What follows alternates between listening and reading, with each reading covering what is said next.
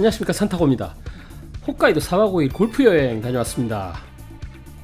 일정과 비용, 그 다음에 골프장 정보, 그 다음에 렌트카, 운전하는 요령, 그 다음에 맛집까지 소개해드리겠습니다. 일단 일정과 비용인데요, 4박 5일 여행이었고 골프는 총 4라운드를 했습니다. 호텔은 삿포로 스스키노에서 4일간 묵었고요. 골프장은 주로 신치토세 공항 근처에서 플레이를 했고, 하루만 관광차 후라노 지역까지 다녀왔습니다.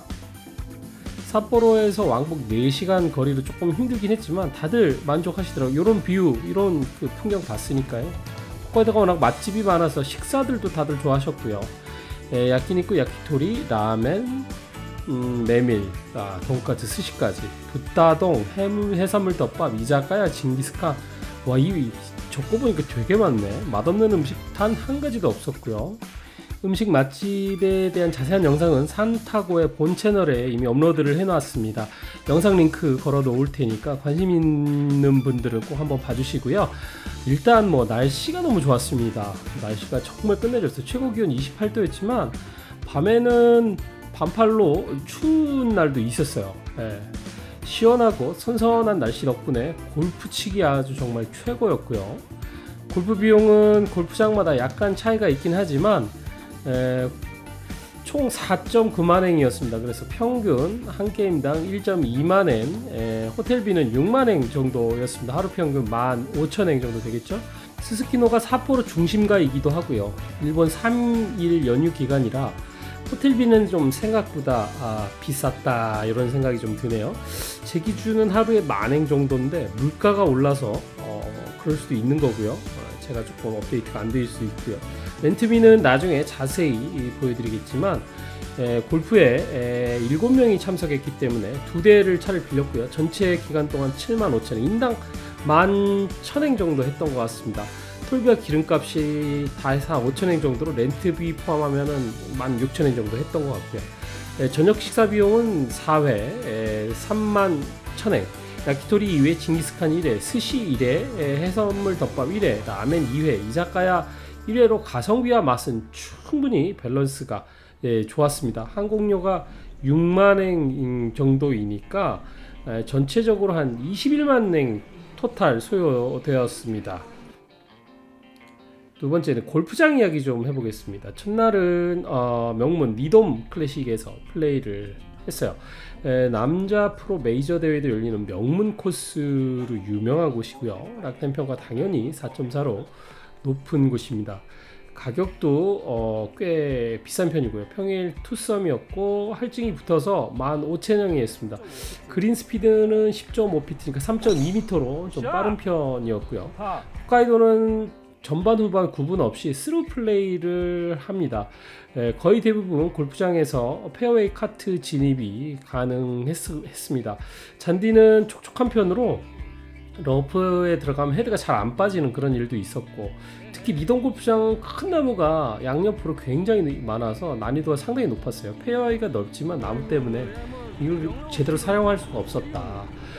스코어도 사실 이때 가장 안 좋았어요. 다음에 꼭 한번 다시 도전해보고 싶은 그런 코스고요. 한국분들이 관광버스로 오시는 게 굉장히 인상적이었어요. 골프장에 한국인 스텝도 있고요. 한국분들 굉장히 많이 오시더라. 이런 골프장이었습니다. 두 번째 날은 후라노 골프 코스에 왔습니다. 후라노가 워낙 유명한 관광지이기 때문에 라운딩 후에 좀 관광 좀 하려고 왔는데, 사계채 농장, 그 다음에 청해호수 이런 데를 들렀습니다. 청해호수도 워낙 줄이 길더라고요.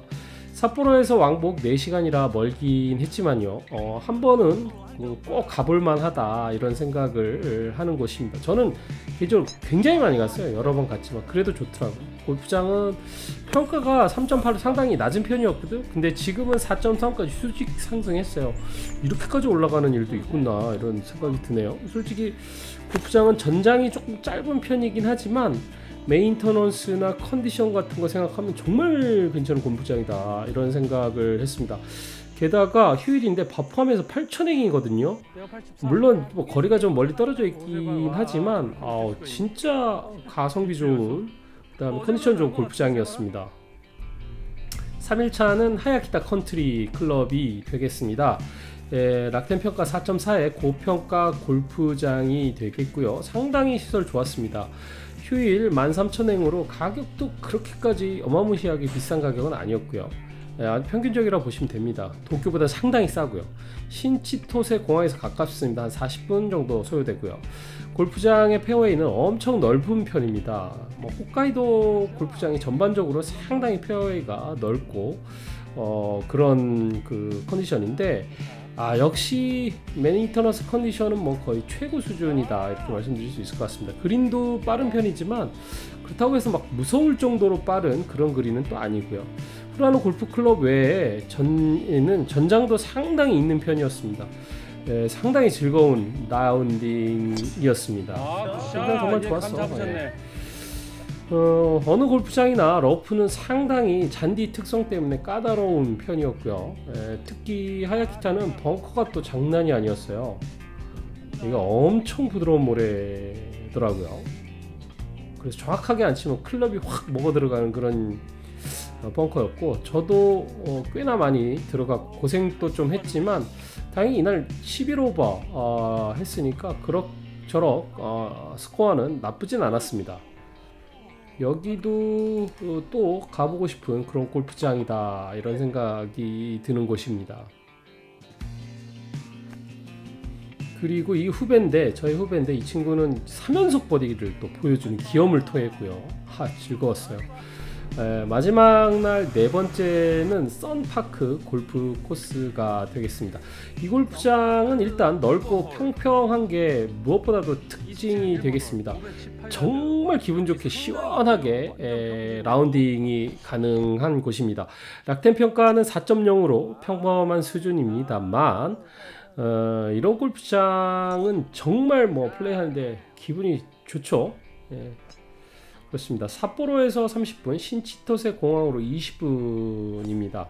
로케이션도 정말 밝고 좋은 곳이라 할 수 있습니다.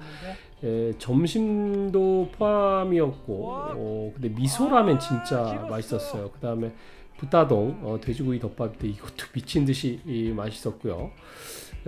골프장도 좋고 식사도 좋고요. 저 허당 새끼 저거. 정말 마음에 드는 그런 골프장이었습니다. 알았어. 일단 올라왔어요. 골프 라운딩 이야기는 다음 주부터 자세하게 한 달간 업로드할 예정입니다.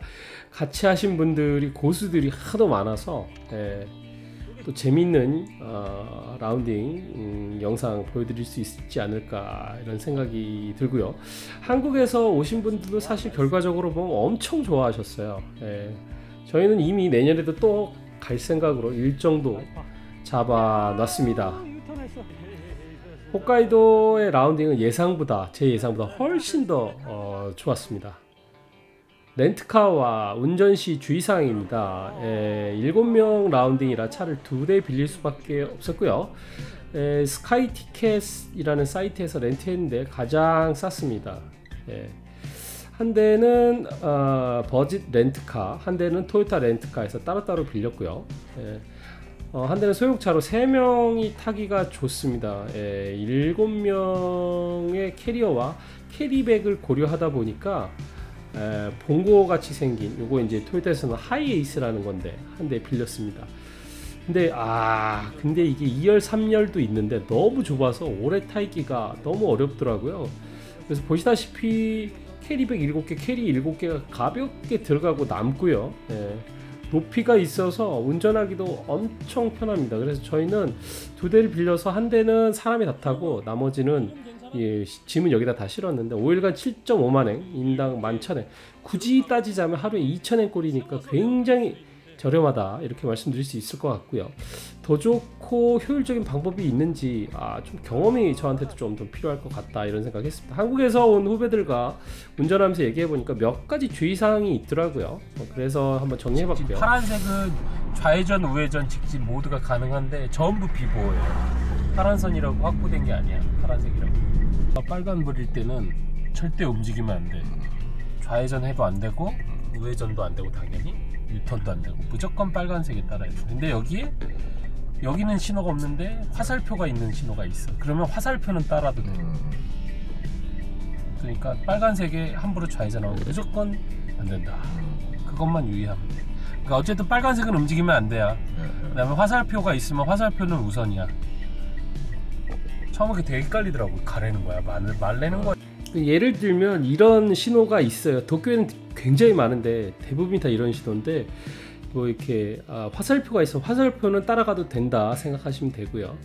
그리고 일본 교통경찰이 가장 많이 잡는 교통 위반은 속도 위반, 주차 위반, 노란색 실선 위반, 일시정지 위반, 그 다음에 고속도로에서의 뒷좌석 시트벨트 미착용 이런 것들이 있으니까 유의하시고 운전 항상 안전하게 하시면서 다니시길 바라겠습니다. 일본에서는 구글 맵을 사용하는 게 아주 좋다.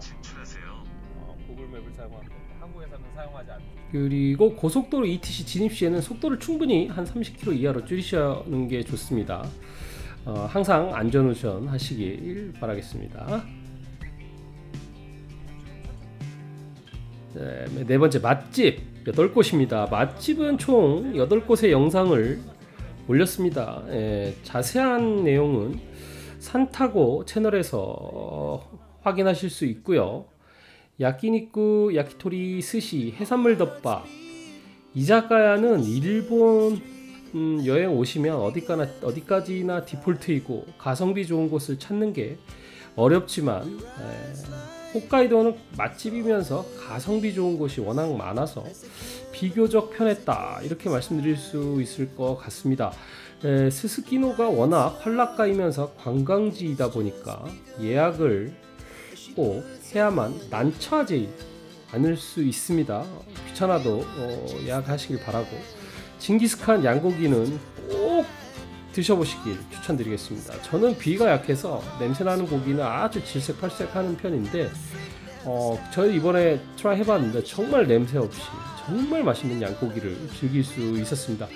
그리고 맥주는 꼭 삿포로 클래식 생맥주를 드시길 추천드립니다. 병맥주도 쌉쌀하니 좋은데 이 홋카이도에서만 즐길 수 있는 맥주의 맛이라는 게 있거든요. 그 다음에 미소라멘은 워낙 맛있긴 한데 유명한 곳은 대기가 워낙 길어요.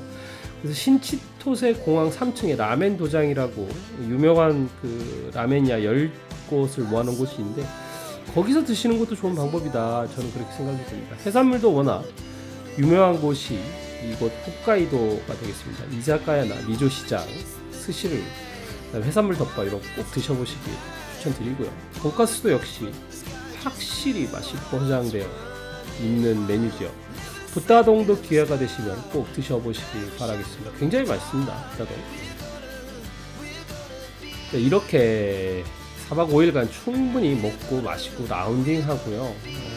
정말 쾌적한 날씨가 가장 고마웠습니다. 벌써 내년이 기대가 되는 그런 여행이었습니다.